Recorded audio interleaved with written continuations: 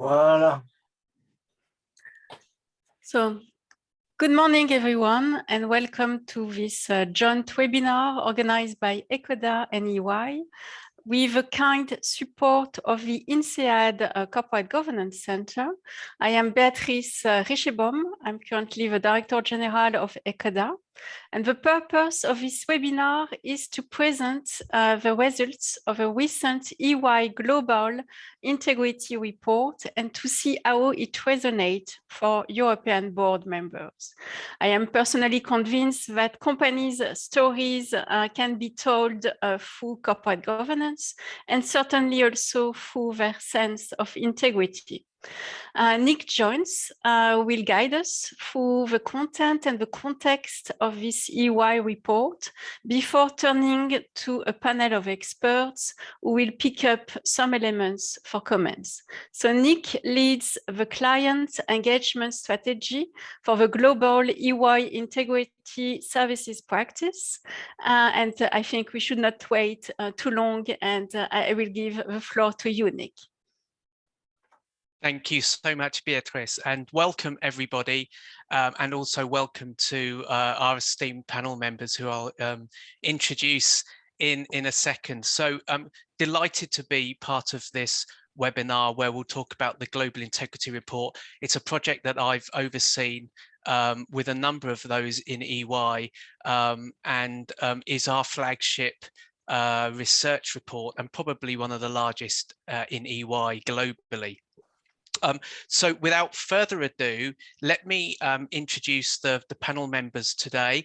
We have Esther Jansen, who's the Managing Director of Culture Incorporated, Anthony Smith-Mayer, Executive Director of the Institute of Financial Integrity and Sustainability, and founder and Managing Director of the Governance Project.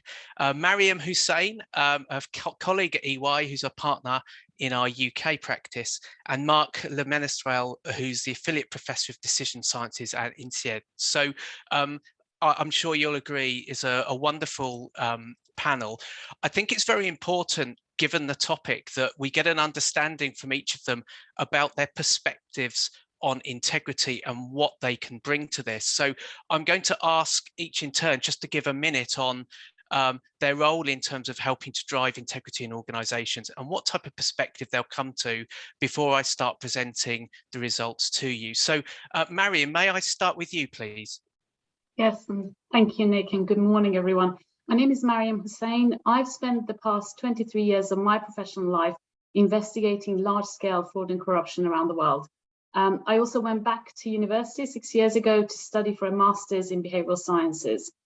And it's with that professional and academic perspective that I now advise my clients on the design of their ethics and compliance programs. Thank you, Mariam. May I turn to Esther, please? Yes, of course, Nick. Thank you very much, and good morning, everyone across Europe. Nice to have you here. My role is, I'm Managing Director of Culture Inc. It's a cross-cultural management and communication firm based in the Netherlands. And as trainer consultant, I'm supporting board members in addressing organizational culture and cross-cultural leadership. And for today also, I think it's relevant to note that I'm a lecturer in several governance programs, including the Dutch Association for Executive and Non-Executive Board Members. So I'm very happy to take that focus today. Thank you, Esther. Welcome. Mark, may I turn to you, please? My name is Mark Lemenestrel. I'm an affiliate professor at INSEAD. I'm a decision scientist trained first in mathematics. And my interest is to help people make good decisions when you have a bit of a quantitative side, but also a values-based, more a qualitative aspect, and how to combine both in their decision, like issues of ethics, of sustainability, or of meaning in business decisions. Thank you very much, Mark. And last but by no means least, Anthony. Yes, good morning, and thank you again for inviting all of us. Yeah, so I'm a professional. I've been a banker for over 30 years, the last 10 of which were in the compliance area, which took me gradually on to governance issues, to risk management, of course, but governance in general, and then on to director responsibilities and the importance of culture. So I left banking in 2013, and I've been pursuing research and executive training and other university education as well in the fields of organizational behavior. And I basically come at integrity from the perspective of well, what's now being termed as ESG. And essentially, it's about purpose, it's about values, it's about having a proper framework around which culture can be managed and supported. Great, thank you, Anthony. I think there's no question there that our panel members will come from different experiences, different perspectives, both from an academic perspective and also, real life issues that organisations are facing. So that's fantastic and welcome. So let me move on then to just discuss the survey itself. And the methodology, just to give you a picture of what we did and who we asked, both in terms of individuals, companies, and the geographies. So the actual research was carried out by Ipsos Mori, a global research organisation, where we conducted surveys with more than 4,500 employees, board members, and senior managers of organisations in 54 countries and territories worldwide. We did a previous Global Integrity Report in 2020. You'll see that the scope of this report is wider, and in particular, we surveyed more Asia Pac, but in terms of Europe itself, we surveyed a lot more from Eastern Europe and some of the kind of emerging market countries therein. So obviously, I think the scope of the report, is wide. If we move on and have a look at some more specifics on that, you'll see most of the countries we anticipated getting 100 surveys responses. That wasn't always the case, but you'll see across Western Europe and Eastern Europe, we've got a very good wide response rate, and of course you'll see that it covers North America. We have 250 respondents in the US, Far East Asia, and Oceania. And I know many people on here will probably be focused on Europe, but of course your organizations may well span other geographies. So that's just as important, I'm sure, to know that the survey covers effectively a global audience.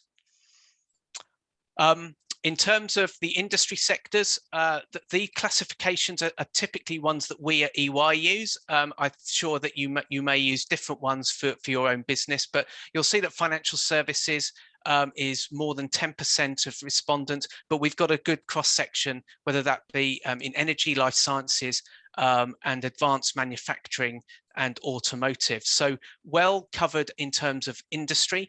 In terms of job title, and we will be focusing quite a lot on some of the board director responses, but you'll see they make up nearly 10% of respondents, and between them senior management, of course, is more than a third, and with management on top of that. So we've got some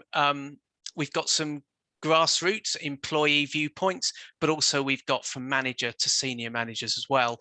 And typically it's in companies that we would describe as large. We've kind of categorized them by employee numbers, so that effectively we're not necessarily looking at what would be kind of SMEs as such, but more large corporate businesses.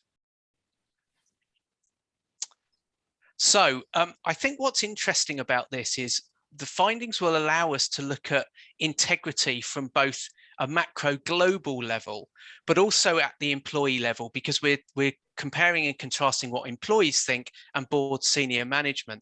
And I think what will be interesting is to take that kind of macro global look, what employees and individuals would be prepared to do, and kind of bring those together in the context of the organization and institution that they belong to. And so we'll be looking at the report through this lens this morning.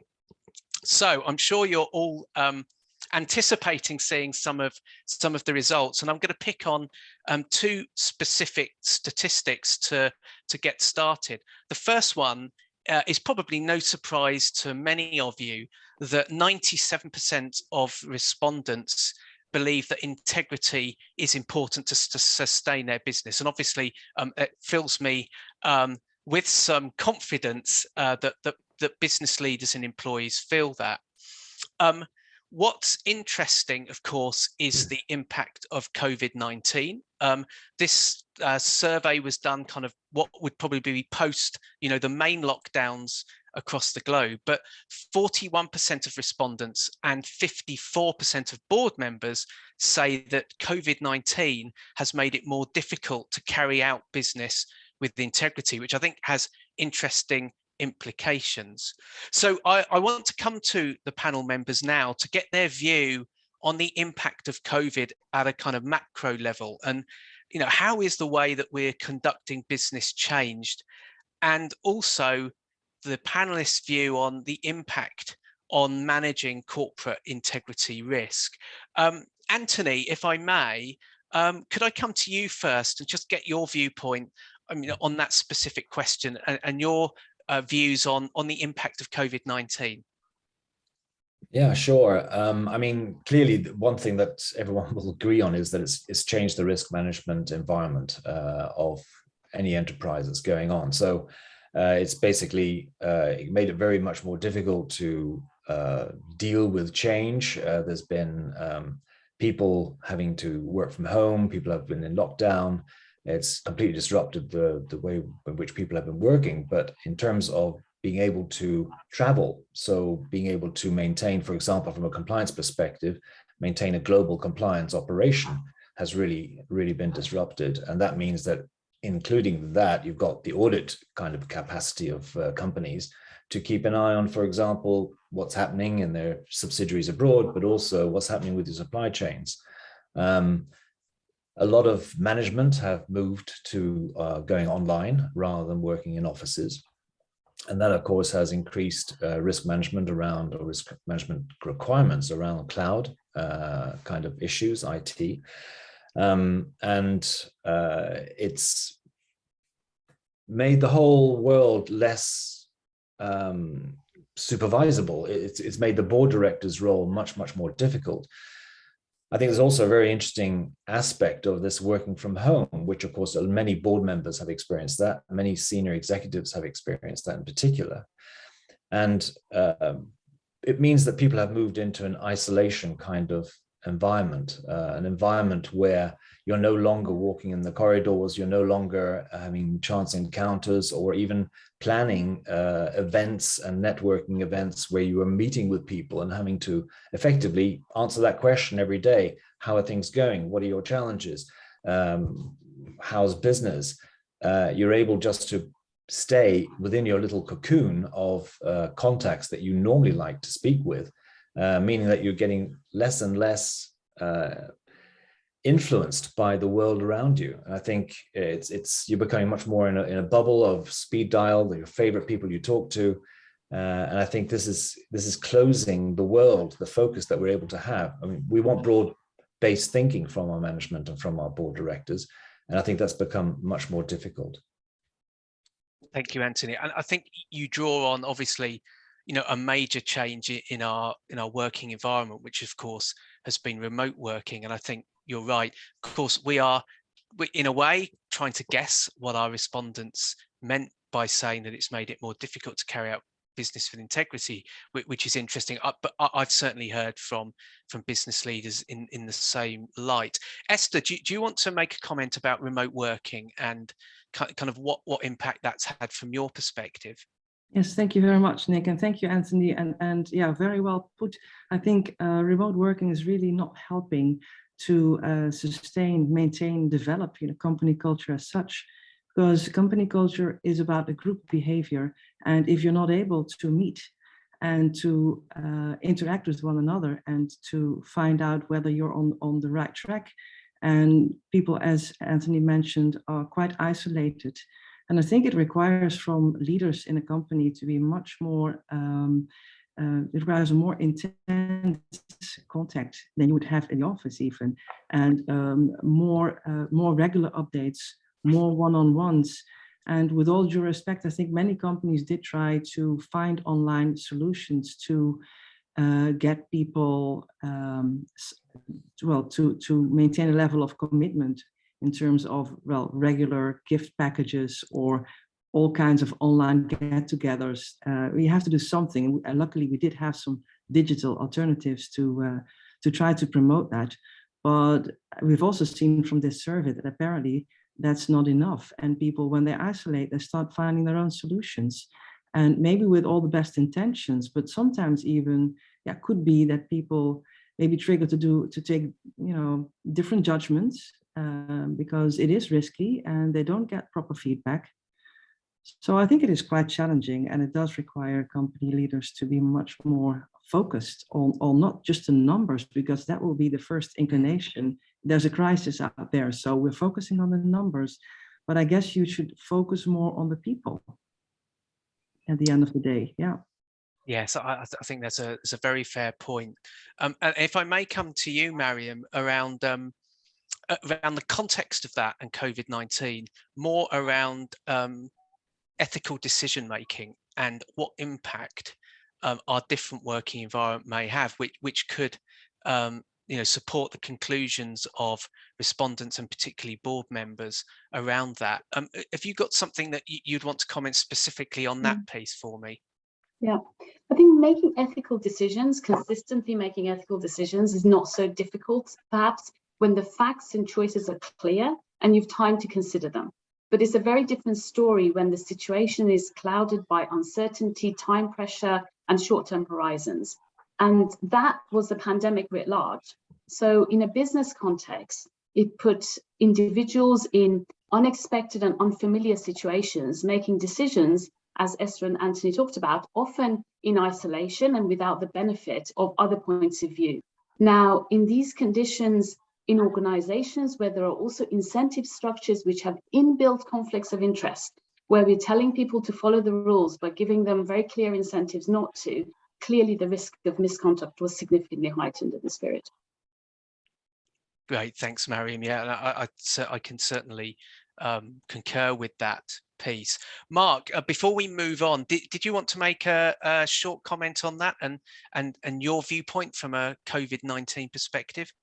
I had a student.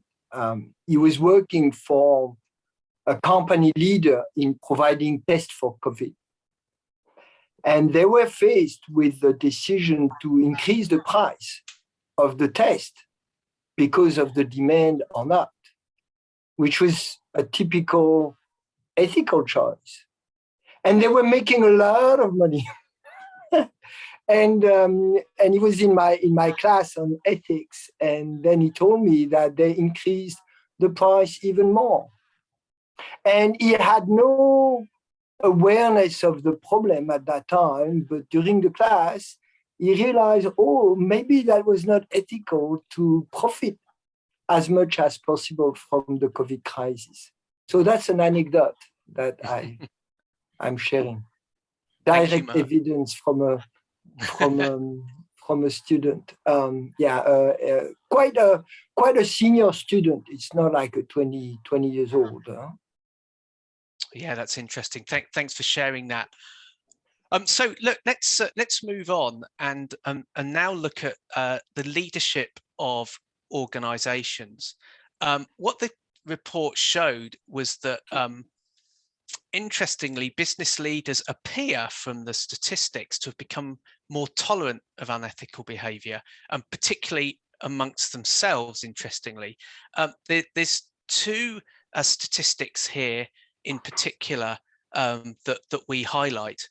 One is around unethical behavior being tolerated when people involved are senior. By the way, both of these sets of statistics are the respondents of board members.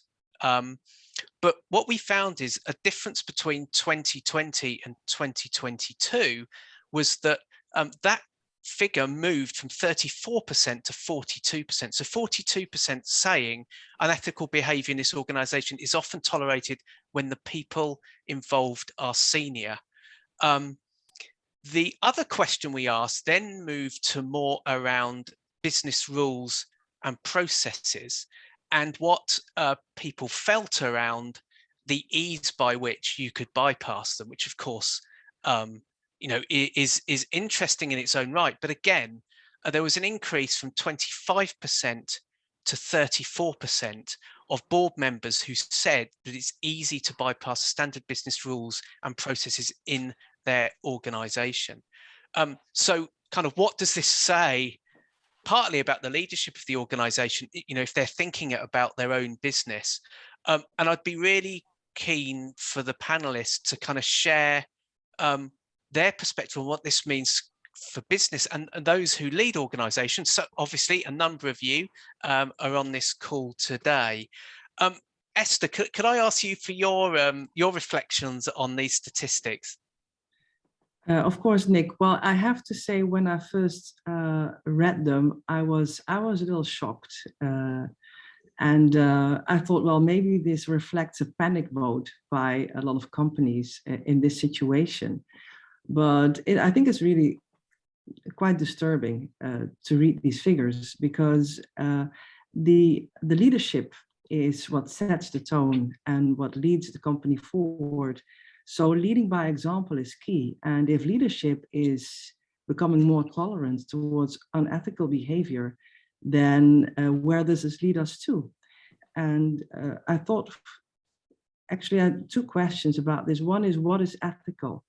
I think that is something that leadership should also define. We need to define what ethical conduct means. And if there's no definition, maybe people can have their own perceptions about it. So I think it's important to define ethical conduct. And I can answer that one. Thank you, Mark. And also I can answer that one. Yes, I would love to, if you would. Yeah. So I mean, I think it's the definition of ethics is very interesting, because it's been the work of philosophers and many people for thousands of years, you know, and we do not have like a definition in the sense of analytical construct that we have in science or rational discourses. So at INSEAD, when I teach ethics, I ask people, are you ethical? Do you work for an ethical organization? Is business ethical? And most of them, they say yes. And then I ask them why. And the main theories of ethics is that you do good to people, you respect the laws and the principles, that you feel good about it, and you can talk about it, you are transparent. These are four main theories of ethics. But sometimes someone says, I'm not working for an ethical organization, or I'm not an ethical person. And then people would say, wow, this guy is honest. Because ethics is full of paradox. And one of them is that it is a gray zone. So every action and every person is both ethical and unethical. Like any gray is both black and white. It doesn't mean all the grays are the same. We can become more ethical. And in fact, we can always become more ethical. And the question is then, so to some extent, whether you are ethical or not depends on how you want to look at it. And that's the whole issue of intellectual honesty that is behind it and that is blurring the discourse. Or let's say it's blurring the reflection. It makes nice discourse, but it does not make very smart decisions. Right. Esther, what do you think to that, on what Mark said on that point? I'm very much with you, Mark. And I think it's, so this discourse that you're describing, I think should happen in the company. People in a company, because a lot of companies actually do have integrity as one of their core values, but what does it mean exactly? So we need to define, and not just to define it, but also to translate this into practical behaviors on the work floor, and following the principles that you did. If you have guiding principles and you translate them into preferred behaviors and actions, it's much more easy to then govern or look at from a leadership perspective and how that all plays out. And just one other thing I would like to add on this is that I also feel that we need to look at what are the KPIs that people and reward systems depend on. So it's not just financial KPIs, because then the numbers would still run the show. But we have non-financial KPIs, including ethical behavior in the way we define it, then that's something that from a leadership perspective, of course, you embrace and you because that's what people are being rewarded for. So that's also something that you could take into account. Thank you, Esther. Mariam, coming to you, I know as we were discussing as a panel before today's webinar, I think you had a specific angle that you wanted to cover on this about your experience with senior executives and some of the investigations you've been involved in the past. So could you bring some of that to light for the to those that are on this webcast today? Yes, and also just reflecting on what was just said, I think we'll all recognize that a lot of these kind of the value statements and the public statements are almost interchangeable. Everyone's got integrity, doing the right thing. You know, these are often stated goals. But then, of course, when we arrive, well, how is it that those laudable objectives can end up with things still going seriously and pervasively wrong in organizations? And one of my reflections is that in my experience, senior executives rarely directly ask people who report to them to do something that's illegal or unethical, but they do sometimes leave things unsaid or give the impression that there are things that they don't want to know about. So, for example, as a middle manager, you can get the clear message that as long as you're delivering results, how you did it won't be closely examined. That's until and unless something goes badly wrong and we're there investigating. And my observation is that it's the same senior executives that will have the loudest voices talking about bad apples and zero tolerance and distancing themselves from the very behavior that they tacitly encouraged. So as a practical measure and from a board perspective, the question would be to always ask where there has been misconduct, zoom out of the individual and look at the evidence of the context in which the misconduct happened in order to address the root causes of the issue as opposed to just the symptoms, because otherwise it's going to happen again. And for example, what would be an example of the context for that? Is that about the culture of the organization? Is it about the culture of a division? Is it about maybe sales targets? It's to go to the highest level within the organization in which that misconduct happened. And because investigations obviously are guided by evidence, this point about not asking things directly, not creating a trail, it can leave a situation where the documentation and the hard evidence ends at a middle level. Whereas the reality is, if you zoom out of that, the environment and the context that was created gave people the message that this is the way you should operate. That's why I was talking about, you know, my experience is rarely someone, you know, a CFO or a head of sales directly going and saying to people, do this wrong thing. But then you can see the way in which an environment is created, the messages that people had about what is it that will be looked at and won't be looked at until something goes wrong. And in which case the people who distance themselves can be the same people that created the environment and the context. So I say zoom out of the individual and look at the highest level within the organization in which the misconduct happened. Yeah, thank you, Mariam. And I saw in the chat some observations around transparency, non-financial KPIs, and those sort of things to the kind of I guess, more of a macro level in terms of leading that. So, yeah. Anthony, I know that you've got some strong views on this point as well. So, if I may, to come to you for your thoughts and observations. Yeah, obviously. I mean, it's interesting discussion that everyone's been having there as well. I mean, just about this thing about ethics and integrity, because, you know, what is it? How do you define it? Yes, you can talk about this, and it's very interesting. But just one observation that I've had through my career is that the more that board members and executives have the less that they have actually thought through values and the implications of ethical behavior relative to those values, the more they prefer to use the term integrity. And integrity, I think, just psychologically rings closer to risk management. Risk management is easier to handle than ethical dilemmas. I'm sure Mark will Yeah, it's very good, well. very good. And I think when we're talking about this, there's an integrity environment and so forth. What are we talking about? Are we talking about keeping the promises that we've made from a basic procedural and policy perspective, or are we actually living up to our aspirations of ethics? I think this is a big question that comes in here. But the other thing about this particular slide, which I think is really shocking to me as an executive trainer and as a boardroom trainer, is that on the left-hand side, unethical behavior in this organization is often tolerated when people involved are senior. Please, we're talking about board members who are responding to this question.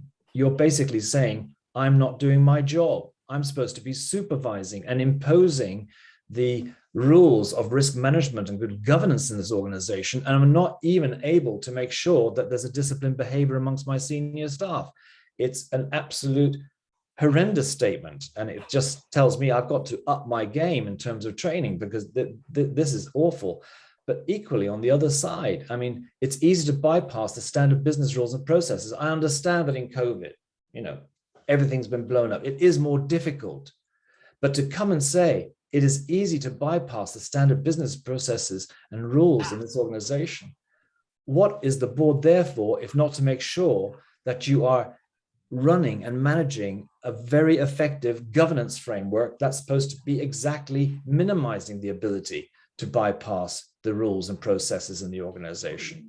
Okay, I come from a school where I believe that if you educate people, make them engaged, make them understand the values and what impacts you want as an organization, it reduces the risk of box ticking in the organization. If you don't have the culture, the strategic culture, people will resort to box ticking, but that doesn't necessarily mean that you're going to be an ethical organization. So, but you've got to really focus. From a board member perspective, this is awful. This is awful. Yeah, and Anthony, I mean, I guess when I was looking at the statistics, I mean, there's sort of two conclusions. One is that board members don't necessarily believe that they can influence this, or they are responsible for it, kind of worrying. The other side is there an acceptance that this is just how organizations work? If people are more senior, and as much as they can try and do it, there's an element of, well, this is the way it's always going to be. Bypassing business rules happens. People that are senior, it can be tolerated because they may be delivering great business results. And I've seen it in businesses that I've been part of historically. Just your thought on that.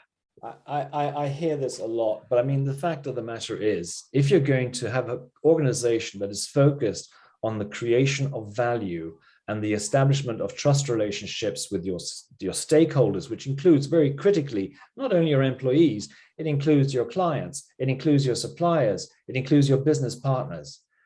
If you're going to start having behaviors that basically undermine the rule of law, if you want, or simply basic, decent, ethical behavior, you're going to lose that trust relationship.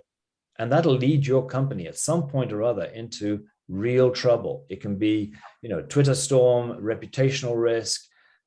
We've seen how shares of companies drop like a stone when there is an ethical question being raised around it. I might not worry too much about that. It might be a storm in a teacup, but it certainly is also an indicator of how much your stakeholders have lost trust in the organization, and that will impact your future business flows. You might not be able to say how much we missed out on, because it's very difficult to measure what's not actually happened. But I'm sure that, and I think there's enough studies out there that show that your basic potential for doing great things is going to be diminished if you don't have a basic discipline. And as we know, tone at the top is essential. If your tone at the top goes out the window because people are making exceptions, guess what's going to happen in the levels below? Thanks, Anthony. And I saw a comment there about board diversity, which I know is a hot topic and probably one that Can I first go back to the interpretation of these results from a scientific methodology point of view? I understand that you can look at these results as awful and horrendous like this, Anthony, But you know, there are two ways to interpret these results. One is that people are more likely to engage in unethical behavior, and board members even more than employees, you know. Another possibility is that the change of the scope of your panel is responsible for this change. We have no control of this from the statistical point of view. And then the third possibility is that maybe because of the evolution of the world, people are more ready to say, hey guys, we have a problem, you know. And so it is to reflect that people are more aware of a lack of integrity of the way business is run today. And moreover, they are more courageous in reporting it. And that can even be interpreted as a good sign, because we, like scholars, and we are discussing about integrity of business, but to which extent are we aware of the lack of integrity? To which extent are we able to talk about it, you know? So to some extent, if we want to improve ethics in business, we have to talk about the problems. And the problem is that business is not ethical enough. So you see, like, I think here we have to realize that ethics is very much a paradoxical subject. And in fact, to manage ethics is to manage these paradoxes and to be aware of simplistic ways of reasoning and judging. That's my point on that. I agree, Mark. There's, you know, when you read these kind of things, there's glass. Do you read it as glass half full or glass half empty? But I still would say, as a trainer of board members, that 42% of board members say, even if they're being more honest than that, I'm not talking about the increase. I'm talking about the simple number, 42%, and that they actually recognize that they haven't got the situation under control. This is mind-boggling, and one in three say that it's easy to bypass the standard business rules. I mean, yes, okay, I know it's not okay. Sorry, Mark. It's a form of honesty of the extent of the problem we are facing. And the way we are teaching ethics and the way we are advising boards may not be good enough. So I think it's also an opportunity to ask, what is the purpose of business? Is it just to make money? To which extent we can sacrifice business interest for integrity? And how we shape the role of business within the general social ecosystem. And this is a question that yet is not addressed enough, and where we try to answer the issue of integrity within the usual way of thinking business. So it may be an opportunity to rethink our role as scholars, as business schools, or even as one of the big four, you know, like supposing, you know, assessing the integrity of companies, you know. I think here there is an interesting discussion to have. Mm-hmm. Thank you, Mark. That I think it's a fascinating discussion, and I'm going to hold everyone here because we'll move on to the next slide, which again I think will elicit similar types of feeling and insight of this, which is when we asked board members. In fact, obviously we asked all survey respondents. We've taken a mixture here between the compare and contrast of employees and board members. And here you'll see that probably, you know, following on from the previous slide, but this is about what they would personally do, not necessarily how their organization as a whole behaves, is that they would be almost 3 times as likely to ignore unethical conduct by third parties as their employees. So you've got 17 versus 6, 5 times more likely to falsify financial records. So you'll see there 15% to 3% for employees. And obviously, they're 6 times more likely to mislead third parties, such as auditors, for example, 18% versus 3%. So again, I think some reflections on this will be interesting about business leaders. But we talked about transparency, we talked about trust and how that can be better instilled in organizations. And I do wonder from this about the pressure points that board members are under, because they must be significant in business. So if I may, Esther, can I just come to you first for your kind of observations on this particular slide? Of course, thank you very much.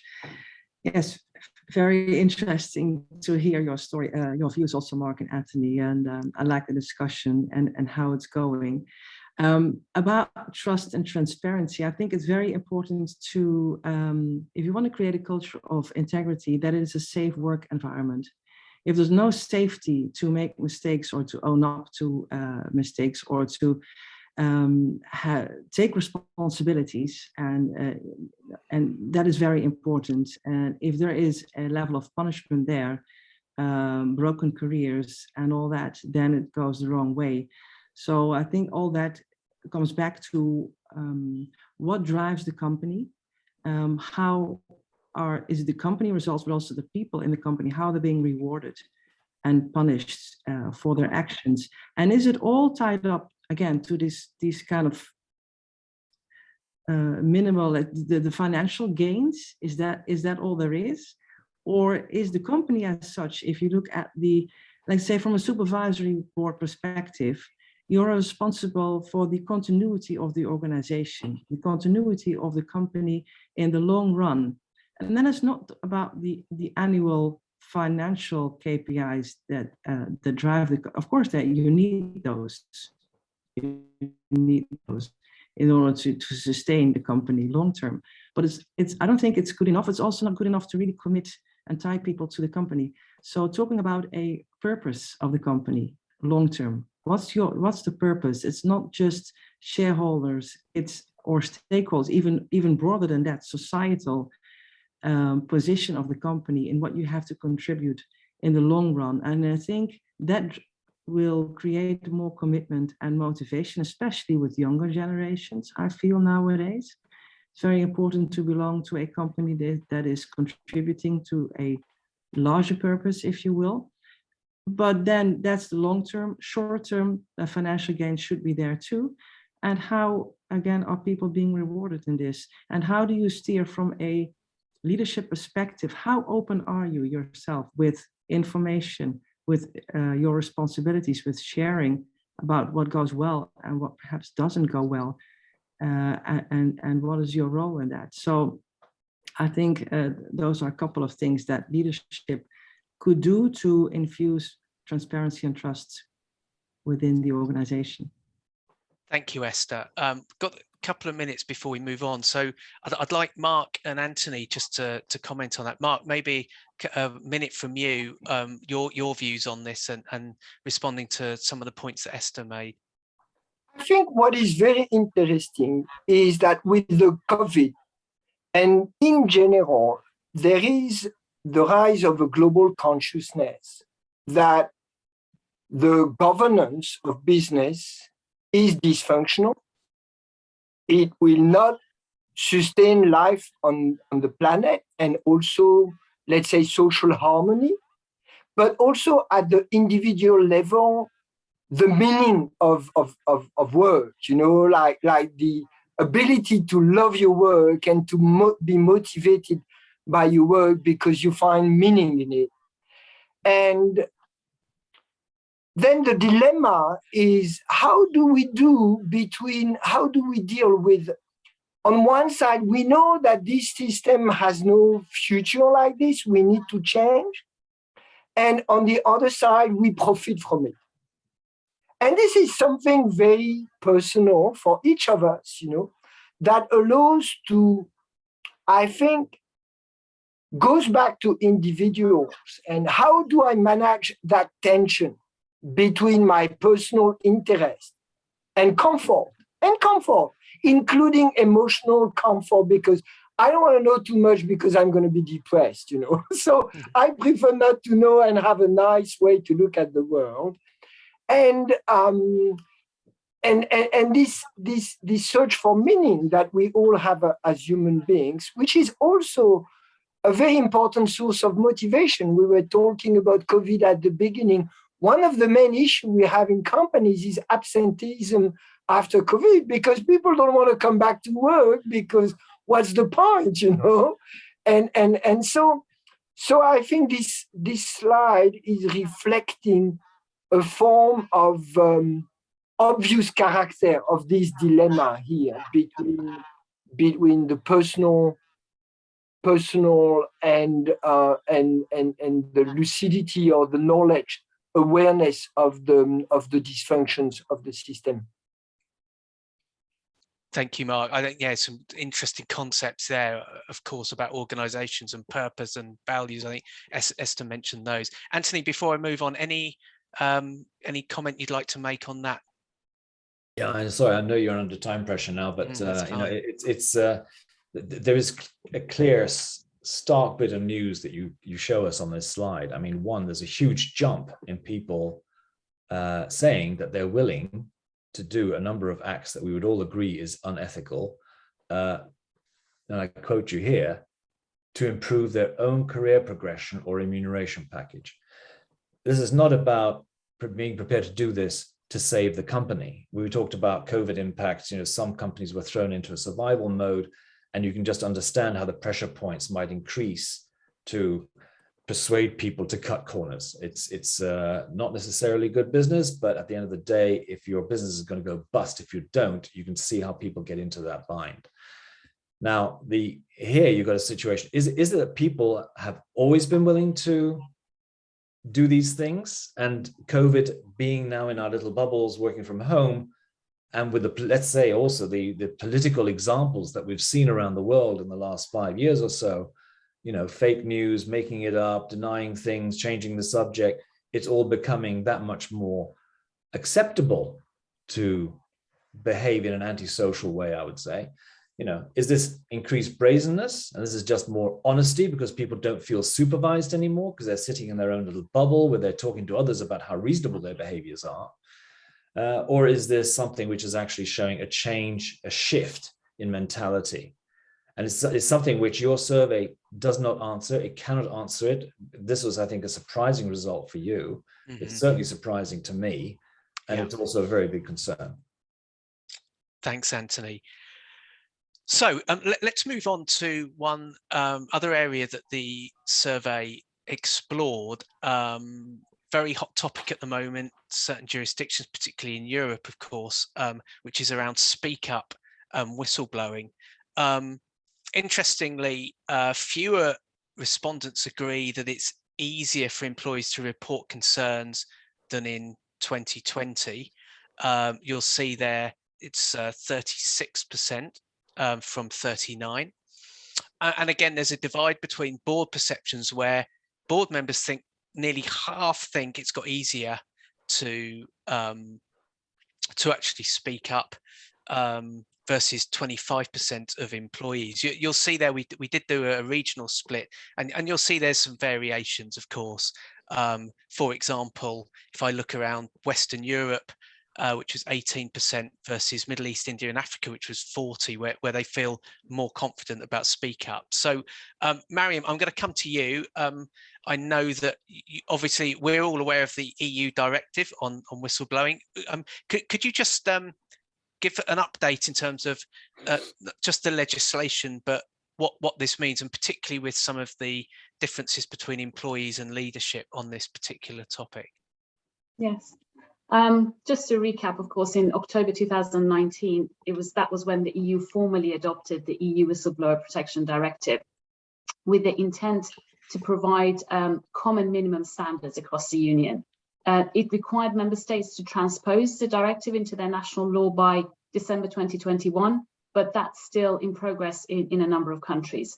In my opinion, the change in legislation is useful as an acknowledgement that whistleblowing is legitimate and socially valued, but actually changing behavior takes longer and is more complicated than even changing legislation.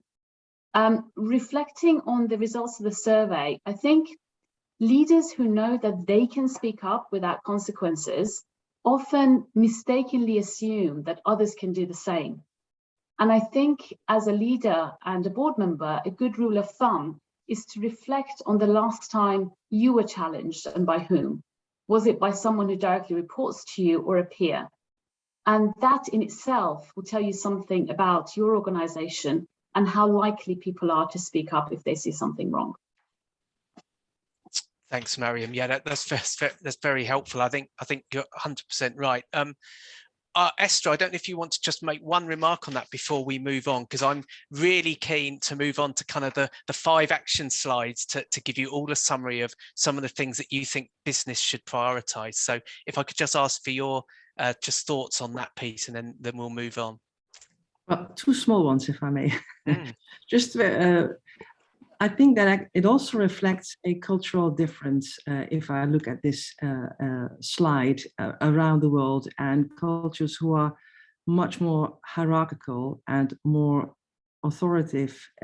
I think in those cultures it is not easy and to speak up, and there are other ways to voice irregularities than official ways. So that's also culturally defined. That's just one observation. And the other one, of course, again, comes down to trust and leading by example. So leaders, in following what Mariam just said, could also show their vulnerability in how they make judgments and questions they may have even.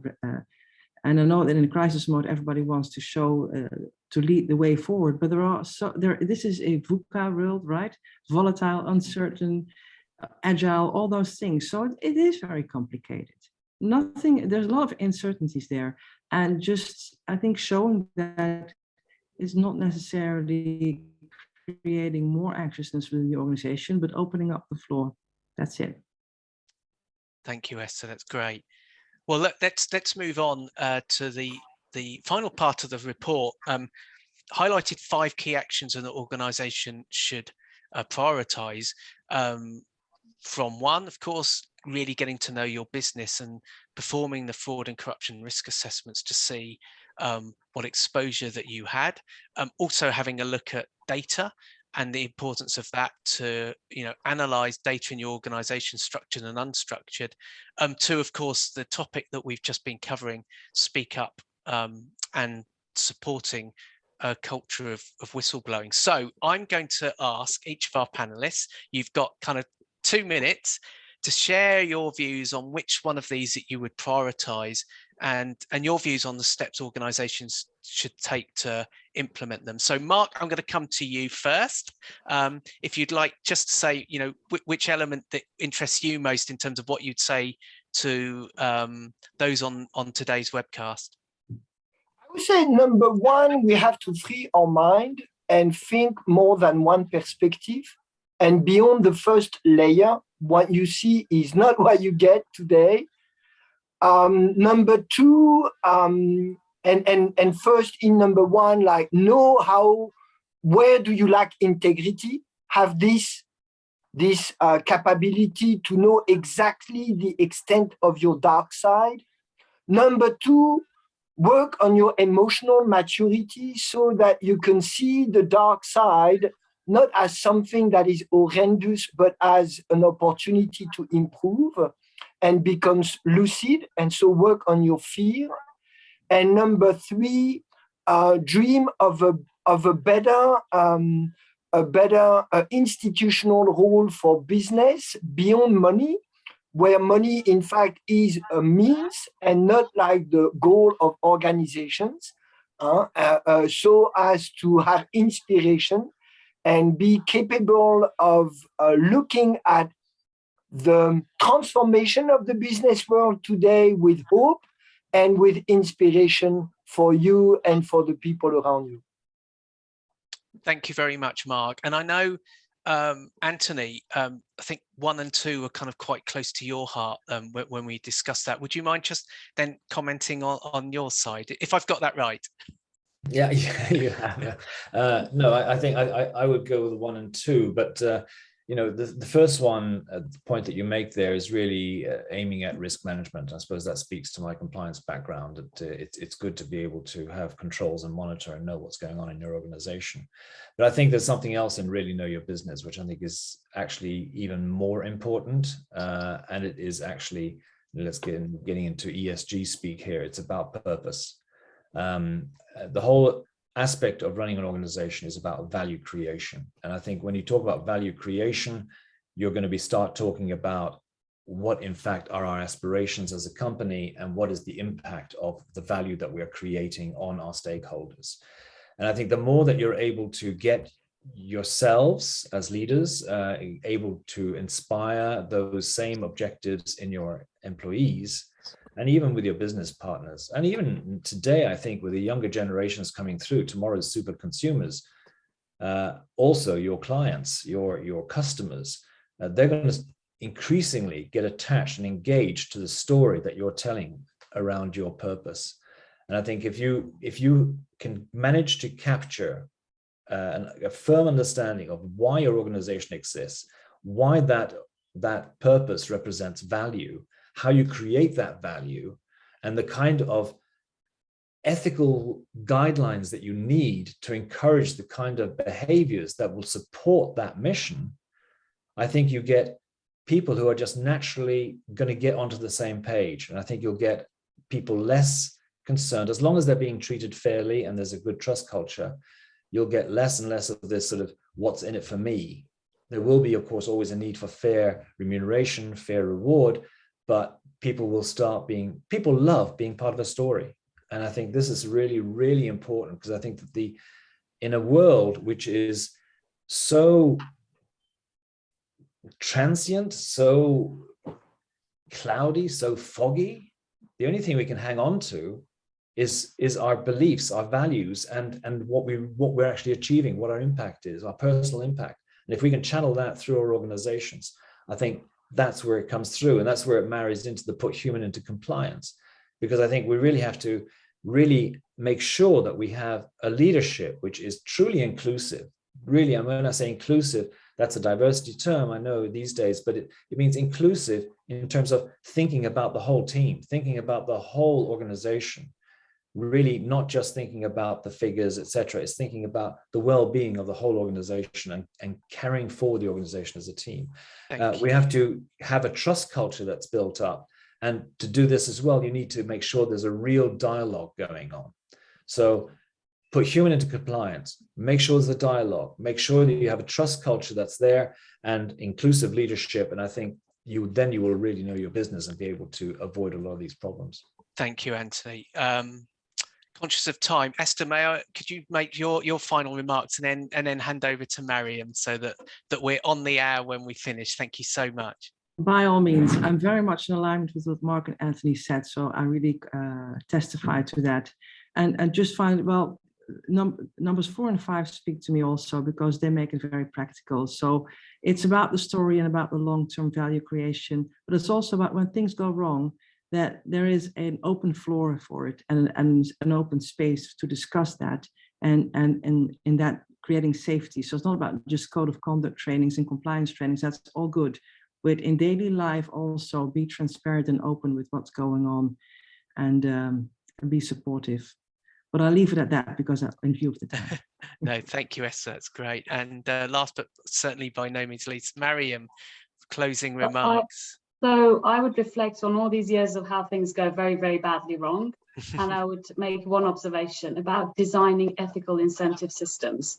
I think reward systems often don't adequately consider all the means that people may go to achieve goals. And you get one single dominating objective. And then that really can make the ethical dimensions of the decisions that you're making fade away. Perfect, thank you, and very succinct. And look, it's a shame this isn't 2 hours for me, because we could talk for hours on this particular topic. But I would like to thank you all, Mark, Esther, Anthony and Mariam. Fantastic insights.